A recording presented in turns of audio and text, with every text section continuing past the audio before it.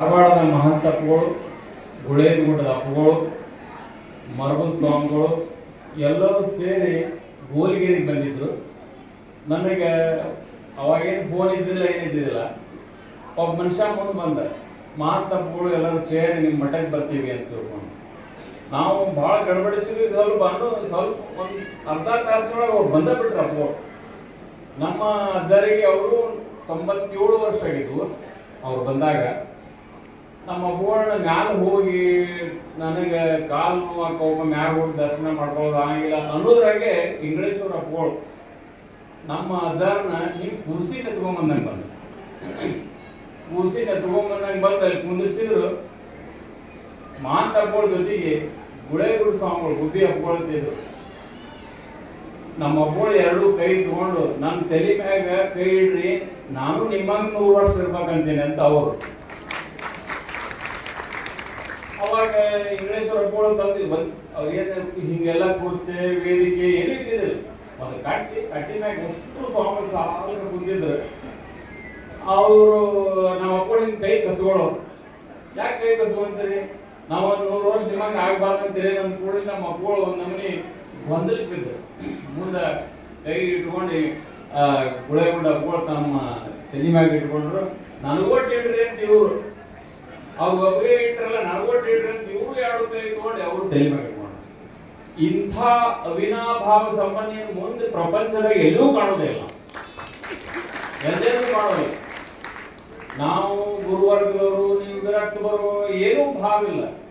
ಅವರು ಅವ್ರದ್ದು ಮತ್ತೆ ತಾವೇ ಖುಷಿಯಾಗಿ ತಗೊಂಡು ಹೋಗಿ ಅವ್ರು ಕಾಟಾದ ಬಲಿಗೆ ಸ್ವಚ್ಛ ಬರ್ತಾರ ಅನ್ನುವಂಥ ಇಂಥ ಸ್ವಾಮಿಗಳನ್ನ ಬಹುತೇಕ ನಾ ಎಂದೂ ಮುಂದೆ ಕಾಣಂಗೇ ಇಲ್ಲ ಅಂತಂದ್ರೆ ಅಡ್ಡಿ. ಅಂಥ ಪೂಜರು ಮತ್ತ ಎಲ್ಲರಿಗೂ ಯೋಗೋಕ್ಷಮ ಕೇಳ್ತಕ್ಕಂಥ ಸ್ವಭಾವ. ಅವ್ರು ಹೇಳಿದ್ರೆ ನಾಡ್ಗೋಡು ಹೇಳಿದ್ರು. ಮೊನ್ನೆ ದಿವಸ ನಾನು ಮಠಕ್ಕೆ ಬಂದಾಗ ನಾನು ಗುರುವಾರ ಇವತ್ತಿಗೆ 8 ದಿವಸದಲ್ಲಿ ಮಠಕ್ಕೆ ಬಂದಾಗ ಮೌನ ಇದ್ದೆ. ಸೀದಾ ಬಂದ್ಬಿಟ್ರು. ಬಂದ್ ಕೂಡ ಪೂಜೆ ಮಾಡ್ಕೊಂಡ್ರು. ಕಾಯಿ ತಗೊಳ್ರಿ, ಪತ್ರಿಕೆ ಕೊಡಪ್ಪ, ಕಾಯಿ ಕೊಡೋ, ಪತ್ರಿಕೆ ಕೊಡೋ ಅಂತಂದ್ರು. ಆಮೇಲೆ ಹಿಂದಗಡೆ ನೀವು ಯಾಕೆ ಬಂದ್ರಿ ಅಂತ ಅನ್ನಕ್ಕೂ ನನಗೆ ಬಾಯಿಲ್ಲ. ಅವ್ರು ಬಂದಾಗ ಕುಂತಾರ, ಮತ್ತೆಲ್ಲ ತಮ್ದೆಲ್ಲ ಹೇಳಿದ್ರೆ ಹಿಂಗೆ ಕಾರ್ಯಕ್ರಮ ಮಾಡ್ತೀವಿ, ಹಿಂಗೆ ಮಾಡ್ತೀವಿ, ಪಟದವ್ರು ಬರ್ಬೇಕು, ತಪ್ಸೋಂಗಿಲ್ಲ, ಬರ್ಬೇಕು. ಒಂದು ಸ್ವಲ್ಪ ಸಮಯ ವ್ಯತ್ಯಾಸ ಆಗೈತೆ ಅಂತಂದ್ರು. ಆಮೇಲೆ ಅಲ್ಲಿ ವಸ್ತ್ರ ಸರ್ ಅಂತ ಅವರು ಸಸಿ ಬಂದು ದರ್ಶನ ಮಾಡಿದ ಕೂಡ ನಿಮ್ಮ ವಸ್ತ್ರ ಸರ್ ಎಲ್ಲಿದಾವ ಅಂತ ಕೇಳಿ ಹಿಂಗೆ ಕಾಲು ಅವರಿಗೆ ಮುರಿದತ್ತೆ. ಈಗ ಮನ್ಯಾಗ ಸರ್ನ ನಾನು ಬಿಟ್ಟು ಅವ್ರ ಮನೆಗೆ ಹೋಗಿ ಇದು ಅಕ್ಷರಶಃ ಸರ್ ಹೇಳ್ದೆ ಕೇಳಿದ್ರೆ ಹೋಗಿ ಅವ್ರಿಗೆ ದರ್ಶನ ಕೊಟ್ಟು ಆಶೀರ್ವಾದ ಏನಾಗಿಲ್ಲ ಮಾಸ್ತರ ನಿಮ್ ಚಲೋ ಆಗ್ತದ ಅಂತ ಆರಾಮಾಗ್ತೀರಿ, ಏನ್ ಕಾಳಜಿ ಮಾಡಿ ಮಾಡಕ್ ಮತ್ತೆ ಸೇವೆ ಮಾಡ್ರಿ ಅನ್ನೋಂಥ ಮಾತು.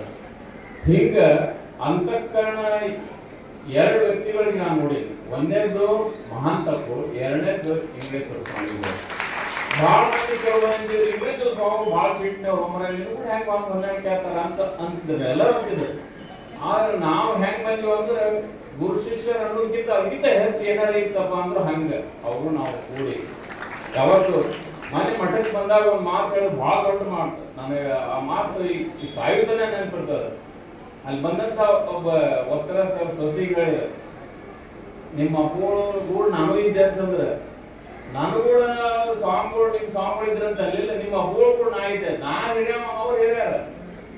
ಇಂಥ ಭಾವ, ಅಂಥ ಅವಿನಾಭಾವ ಸಂಬಂಧ, ಅಂಥ ಪೂಜ್ಯರು ಇವತ್ತು ನೀವು ಇಂಗ್ಲೇಶ್ವರದವ್ರು ಪಡೆದಿರಂತಂದ್ರೆ ನಿಮ್ಮಂಥ ಪುಣ್ಯಾತ್ಮರು ಯಾರೂ ಇಲ್ಲ ಅನ್ನುವಂಥದ್ದನ್ನ ಈ ಮಾತನ್ನು ಹೇಳ್ತಾ ಭಾಳ ಮಾತಾಡೋದು. ಇನ್ನೂ ಪೂಜ್ಯರು ಅದಾರ, ಅವ್ರ ಅನೇಕ ಪೂಜ್ಯರು ಅವ್ರ ಒಡನಾಡಿಗಳದಾರ. ನಾ ಸಣ್ಣವ್ ಭಾಳ. ನಾ ಸಾಲಿ ಕಲ್ಯಾಣ ಒಂದ್ಸರಿ ಬಂದು ನೀ ಯಾವ ಊರಮ್ಮ ಅಂತ ಕೇಳಿದ್ರು. ನಾ ಸೇರಿ ಇವ್ರು ನಾವು ಸಾರಾಯಣ ಮಾಡ್ದವ್ರು. ಹ್ಞೂ ಅಂದ್ರೆ ನೀವು ದೊಡ್ಡ ಮಾಡ್ದವಪ್ಪ, ನಾವು ಬಡವ್ರು ಮಾಡ್ದವ್ರು ಅಂತಂದು ಹಿಂಗಂದ್ರೆ ದೊಡ್ಡ ಮಠ ಆಗಕ್ಕೆ ಕಾರಣ ಏನಾಯ್ತಪ್ಪ ಅಂದ್ರೆ ಇಂಥ ಇವ್ರ ಜೊತೆಗೆ ಅಡ್ಡಾಡಿ ಅಂತ ದೊಡ್ಡ ಮಠ ಆಗಿನ ಕಟ್ಟಡ, ಶಾಲಿ, ಕಾಲೇಜು, ದುಡ್ಡು ಅವೆಲ್ಲ ಪರಿಸ್ಥಿತಿಲ್ಲ. ದೊಡ್ಡವರು ಸಂಘದಲ್ಲಿ ಇರ್ತೀವಲ್ಲ ಅವಾಗ ಮನುಷ್ಯ ದೊಡ್ಡವಾಗ್ತಾನೆ. ಇರ್ತೀವ ಅಂತಸ್ತು, ರೊಕ್ಕ, ರೂಪಾಯಿ ಯಾವೂ ಆಗಂಗಿಲ್ಲ. ದೊಡ್ಡವರ ಸಾನ್ನಿಧ್ಯದೊಳಗಿರ್ಬೇಕು, ದೊಡ್ಡವರ ಆಶ್ರಯದೊಳಗಿರ್ಬೇಕು. ದೊಡ್ಡವರ ಅನ್ನೋದಿಲ್ಲ, ಗುರುವಿನ ಗುಲಾಮನಾಗುವಂತಾರೆ. ಗುಲಾಮ ಆಗುವಂತಂದ್ರೆ ಅಂದ್ರೆ ಹೋಗಿ ಅಲ್ಲಿ ಏನು ಮಾಡೋಂತಲ್ಲ, ಅವ್ರ ಹತ್ರ ಇವರು ಅಂದ ಅವ್ರ ಪಾದಕ್ಕೆ ಕೆರವಾಗಿರು ಅಂತಂತಿಲ್ಲ, ಅವ್ರ ಪಾದಕ್ಕೆ ಅಂತಂದ್ರೆ ಅವ್ರ ಅಂತಃಕರಣದೊಳಗೆ ಇರಬೇಕು ಅನ್ನುವಂಥದ್ದು. ಆ ದೃಷ್ಟಿಯೊಳಗೆ ನಮ್ಮ ನಿಂಗಣ್ಣ ಬೊಮ್ಮನಳ್ಳಿ ನನ್ನ ಕಡೆ ಒಂದು 10 ಸಲ ಬಂದಿರ್ಬೇಕು ಗ್ರಂಥ ಮಾಡೋಣ, ಹ್ಯಾಂಗ್ ಮಾಡೋಣ ಅಂತ ಒಂದು ಮೀಟಿಂಗ್ ಕರೆದು ಎಲ್ಲ ರೂಪರೇಷ ಹಾಕಿದವ್ರು ಎಲ್ಲರೂ ಪೂಜೆ ಸೇರಿ ಇಂಥ ಒಂದು ಗ್ರಂಥ ಅರ್ಪಣೆ ಮಾಡೋದು. ಗ್ರಂಥ ಚನ್ನಬಸವ ಸ್ವಾಮಿಗಳಲ್ಲಿ ನೀವು ಹೋದ್ರೆ ತಗೊಂಡು ಭಾಳ ಮಂದಿ ಇದನ್ನ ಉದ್ಘಾಟನೆ ಮಾಡಿದ್ಕೊಳ್ಳಿ ನೋಡಿ ನಗ್ಕೊಂಡು ಫೋಟೋ ಹೊಡ್ಕೊಂಡು ಮನೆಗೆ ಹೋಗ್ಬಿಡ್ತೇವೆ. ಆದ್ರೆ ಅದನ್ನ ಗ್ರಂಥ ತೊಗೊಂಡೋಗಿ ನಿಮ್ಮ ಮನೆಗೆ ಇಟ್ಕೊಳ್ರಿ. ಭಾಳ ಜನ ಅಪ್ಪಳ ಗ್ರಂಥ ಆಶೀರ್ವಾದ ಕೊಡ್ರಿ ಅಂತ ರೊಕ್ಕ ಕೊಡಂಗಿಲ್ಲ. ಮುರುಘಾ ಮಠದ ಅಪ್ಪಳಿಗೆ ನಿಡ್ಸೋಸಿ ಅಪ್ಪಳಿಗೆ ಬರ್ತದೆ, ಗ್ರಂಥಕ್ಕೆ ನಾವ ಆಶೀರ್ವಾದ ಕೊಡೋದು. ನಿಮಗೆ ಕೊಡಿದ್ರಿ ನೀವು ಮನೆ ಕಳ್ಸಕ್ಕೆ ಕೊಡ್ತೀವಿ, ನಾವು ಗ್ರಂಥ ಕೊಡ್ತೀವಿ ಅಂತ ಅನ್ನುವಂಥ ಹಂಗೆ ಒಯ್ಬೇಡ್ರಿ. ಆ ಗ್ರಂಥ ಕೊಡೋದ್ರಿಂದ ಮಠದಿಂದ ಮತ್ತಿನ್ನ 10 ಹಲವು ಗ್ರಂಥ ಪ್ರಿಂಟ್ ಆಗ್ತಾವ. ಅದು ನಿಮ್ಮ ಮನ್ಯಾಗ ಒಯ್ದು ಇಡ್ರಿ. ಸುಮ್ಮನೆ ಒಂದ್ ದಿವಸ ಬೇಜಾರು ಬಂದಾಗ ಕುತ್ಕೊಂಡು ಓದ್ರಿ.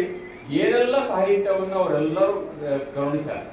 ಸಾಹಿತ್ಯಗಳು ಕಣ್ಣು ಇಟ್ಕೊಂಡು ಕಣ್ಣಾಗ ಎಣ್ಣೆ ಹಾಕೊಂಡಂದ್ರೂ ಅಡ್ಡಿ ಇಲ್ಲ, ಅಂಥವೆಲ್ಲ ಕೆಲಸ ಮಾಡಿದ್ದಾರೆ. ಬೊಮ್ಮನಹಳ್ಳಿ ಅಂಕರ ಹಗಲು ರಾತ್ರಿ ನಿದ್ದೆ ಇಲ್ಲ ತಗ ಈ ಕಾರ್ಯಕ್ರಮ ಮಾಡೋದನಿಗೆ. ನಮ್ಮ ಇನ್ನೊಬ್ರು ಇಲ್ಲದಲ್ಲ ಈರಪ್ಪಣ, ಅದನ್ನು ಹಂಗೆ ಒಂದು 10 ಸಲ ಬಂದ್ರೆ ಇಬ್ರು ಕೂಡಿ ನಮ್ಮ ಗೌಡ್ರು, ಬೊಮ್ಮನಹಳ್ಳಿ ಗೌಡ್ರು ಎಲ್ಲರೂ ಸೇರಿ ಎಲ್ಲ ಕಾರ್ಯಕ್ರಮ ಮಾಡಿದ್ದು ಬಹಳ ಖುಷಿಯಾಗಿದೆ. ನಿಮಗೆಲ್ಲರಿಗೂ ಪರಮ ಪೂಜ್ಯ ಚನ್ನಬಸವ ಮಹಾಸ್ವಾಮಿಗಳ ಸಂಪೂರ್ಣ ಆಶೀರ್ವಾದ ಎಲ್ಲರಿಗೂ ಇರಲಿ ಅಂತ ತಿಳ್ಕೊಂಡು ಪ್ರಾರ್ಥಿಸಿ ನಾನು 2 ಮಾತು ಮುಗಿಸ್ತೇನೆ.